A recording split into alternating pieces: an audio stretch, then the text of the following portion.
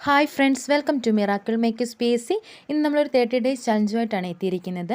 ഇന്ന് നമ്മൾ മനുഷ്യ ശരീരത്തെക്കുറിച്ചുള്ള പൊതു അറിവ് എന്ന ടോപ്പിക്സിലെ ജ്ഞാനേന്ദ്രിയങ്ങളിലെ ചെവി, നാവ്, അതേപോലെ മൂക്ക്, ത്വക്ക് എന്നിവയെക്കുറിച്ചിട്ടാണ് എടുക്കുന്നത്.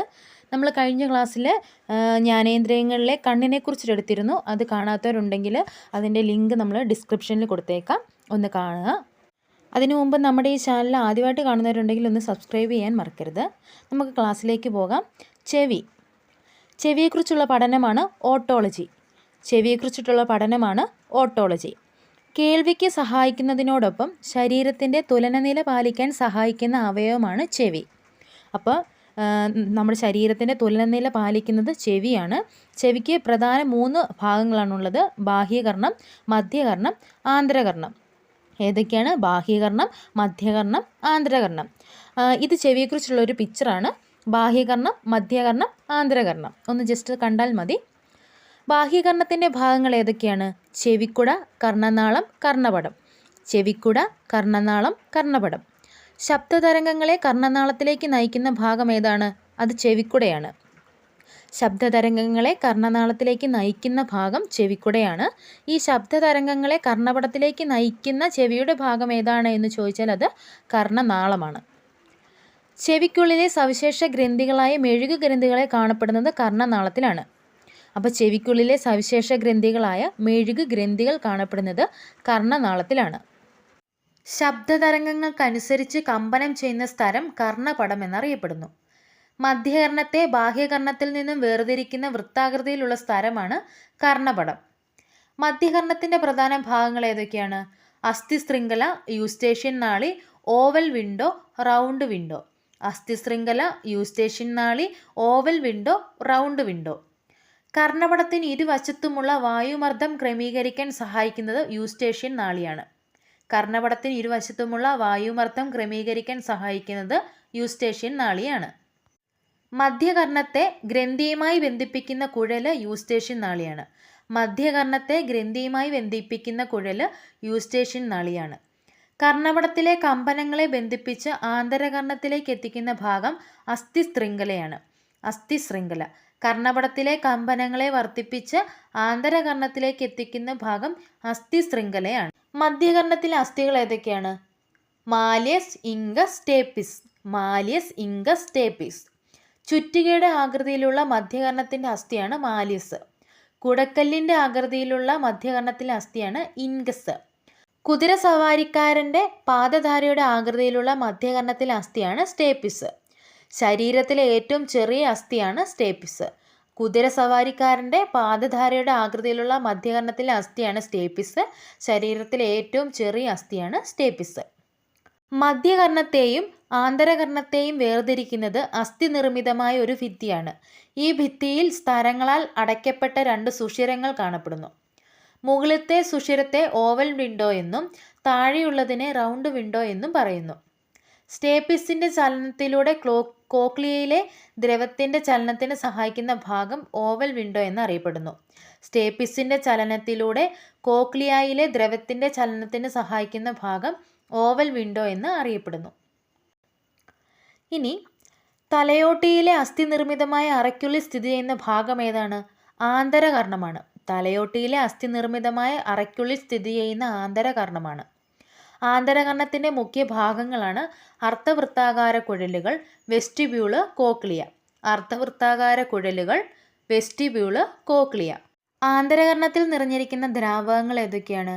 എൻഡോലിംബും പെരിലിംബും. എൻഡോലിംബും പെരിലിംബും. അസ്ഥി അറയ്ക്കുള്ളിലെ സ്തരനിർമ്മിത അറകളിൽ നിറഞ്ഞിരിക്കുന്ന ദ്രവം എൻഡോലിംബ് എന്നും സ്തര അറയ്ക്കും അസ്ഥി അറയ്ക്കും ഇടയിൽ നിറഞ്ഞിരിക്കുന്ന ദ്രവം പെരിലിംബും എന്നറിയപ്പെടുന്നു. ശരീര തുലനനില പാലനത്തിന് സഹായിക്കുന്ന ആന്തരകർണത്തിലെ ഭാഗങ്ങളാണ് അർദ്ധവൃത്താകാര കുഴലുകളും വെസ്റ്റിബ്യൂളും. ഈ വെസ്റ്റിബ്യൂളിൻ്റെ 2 ഭാഗങ്ങൾ ഏതൊക്കെയാണ്? യൂട്രിക്കിളും സാക്യൂളുമാണ്. യൂട്രിക്കിളും സാക്യൂളും. വെസ്റ്റിബ്യൂളിലെ ചുണ്ണാമ്പ് തരികളാണ് ഓട്ടോലിത്ത് എന്നറിയപ്പെടുന്നത്. ശ്രവണത്തിന് സഹായിക്കുന്ന ചെവിയിലെ ഭാഗം ഏതാണ്? അത് കോക്ലിയാണ്. ശ്രവണത്തിന് സഹായിക്കുന്നത് അല്ലെങ്കിൽ കേൾക്കാൻ സഹായിക്കുന്ന ചെവിയിലെ ഭാഗം കോക്ലിയയാണ്. ശബ്ദഗ്രാഹികൾ സ്ഥിതി ചെയ്യുന്ന ഭാഗം കോക്ലിയയിലാണ്. ശബ്ദഗ്രാഹികൾ സ്ഥിതി ചെയ്യുന്ന ഭാഗം കോക്ലിയയിലാണ്. കോക്ലിയയിലെ അറകളുടെ എണ്ണം എത്രയാണ്? 3 ആണ്. കോക്ലിയയുടെ ആകൃതി ഒച്ചിൻ്റെ ആകൃതിയിലാണ്.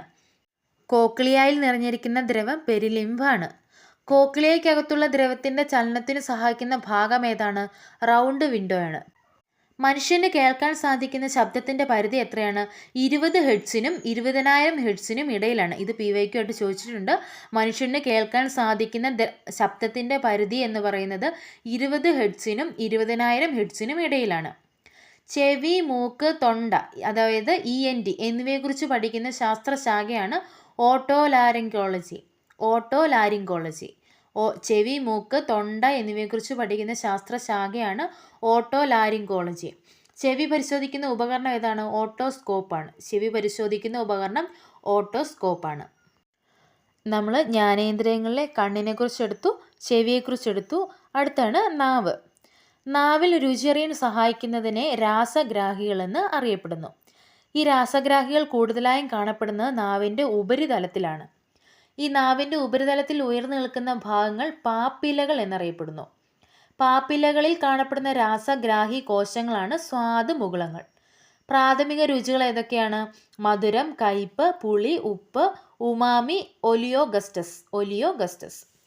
നാവിന് തിരിച്ചറിയാൻ കഴിയുന്ന 5ാമത്തെ പ്രാഥമിക രുചി ഉമാമി എന്ന് അറിയപ്പെടുന്നു. ജാപ്പനീസ് ഭാഷയിൽ ഉമാമി എന്ന പദത്തിനർത്ഥം സന്തോഷകരമായിട്ടുള്ളത് എന്നാണ് അർത്ഥം. ഉമാമി രുചി തരുന്ന ഘടകങ്ങളുള്ള ഭക്ഷണ പദാർത്ഥങ്ങൾ ഏതൊക്കെയാണ്? പാൽ, മാംസം, കടൽ വിഭവങ്ങൾ, കൂണ്. നാവിന് തിരിച്ചറിയാൻ കഴിയുന്ന 6ാമത്തെ പ്രാഥമിക രുചിയാണ് ഒലിയോഗസ്റ്റസ്. ഇത് കൊഴുപ്പിൻ്റെ രുചിയാണ്.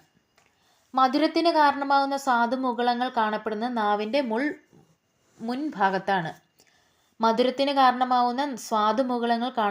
നാവിൻ്റെ മുൻഭാഗത്താണ്. പുളിക്കും ഉപ്പുരസത്തിനും കാരണമാകുന്ന സ്വാദുമുകുളങ്ങൾ കാണപ്പെടുന്നത് നാവിൻ്റെ ഇരുവശങ്ങളിലാണ്. കയ്പിന് കാരണമാകുന്ന സ്വാദുമുകുളങ്ങൾ കാണപ്പെടുന്നത് നാവിൻ്റെ ഉൾവശത്താണ്. നാവിൻ്റെ ചലനവുമായി ബന്ധപ്പെട്ട നാഡി ഹൈപ്പോഗ്ലോസൽ നാഡിയെന്നാണ്. നാവിനെ ബാധിക്കുന്ന ഒരു രോഗമാണ് റെഡ് ബീഫ് ടങ്. നാവിനെക്കുറിച്ചിട്ടുള്ള പോയിൻറ്റ്സ് ഇത്രയേ ഉള്ളൂ. അടുത്താണ് മൂക്ക്. മൂക്കിനെക്കുറിച്ചുള്ള പഠനം ഏതാണ്? റിനോളജിയാണ്. ഗന്ധം അറിയാനായിട്ടുള്ള ഇന്ദ്രിയമാണ് മൂക്ക് എന്ന് പറയുന്നത്. മൂക്കിലെ ഗന്ധഗ്രാഹികളാണ് നമുക്ക് ഗന്ധം തിരിച്ചറിയാൻ സഹായിക്കുന്നത്. ഗന്ധകരണവുമായി ബന്ധപ്പെട്ട നാഡി ഏതാണ്? ഓൾഫാക്ടറി നെർവാണ്. മൂക്കിൽ നിന്നുള്ള രക്തസ്രാവം അറിയപ്പെടുന്നത് എപ്പിസ്റ്റാറ്റിക്സ് ആണ്. ഗന്ധം തിരിച്ചറിയാനാവാത്ത അവസ്ഥയെ പറയുന്ന പേരാണ് അനോസ്മിയ. അപ്പോൾ മൂക്കിനെക്കുറിച്ചുള്ള പോയിൻറ്റ്സ് ഇത്രയേ ഉള്ളൂ. മൂക്കിനെക്കുറിച്ചുള്ള പഠനം റിനോളജി, ഗന്ധം അറിയാനുള്ള ഒരു ഇന്ദ്രിയം, ഗന്ധം തിരിച്ചറിയാൻ സഹായിക്കുന്ന മൂക്കിലെ ഗന്ധഗ്രാഹികളാണ്. ഗന്ധഗ്രഹണവുമായി ബന്ധപ്പെട്ട നാഡി എന്നറിയപ്പെടുന്ന ഓൾഫാക്ടറി നെർവാണ്. പിന്നെ മൂക്കിൽ നിന്നുള്ള രക്തസ്രാവം അറിയപ്പെടുന്നത് എപ്പിസ്റ്റാറ്റിക്സ് എന്നാണ്. ഗന്ധം തിരിച്ചറിയാനാവാത്ത അവസ്ഥയെ പറയുന്ന പേരാണ് അനോസ്മിയ. അടുത്താണ് ത്വക്ക്. ത്വക്കിനെക്കുറിച്ചുള്ള പഠനം ഏതാണ്? ഡെർമറ്റോളജിയാണ്. ശരീരത്തിലെ ഏറ്റവും വലിയ ജ്ഞാനേന്ദ്രിയം എന്നറിയപ്പെടുന്നത് ത്വക്കാണ്. ശരീരത്തിലെ ഏറ്റവും വലിയ അവയവം ഏതാണ്? അതും ത്വക്കാണ്.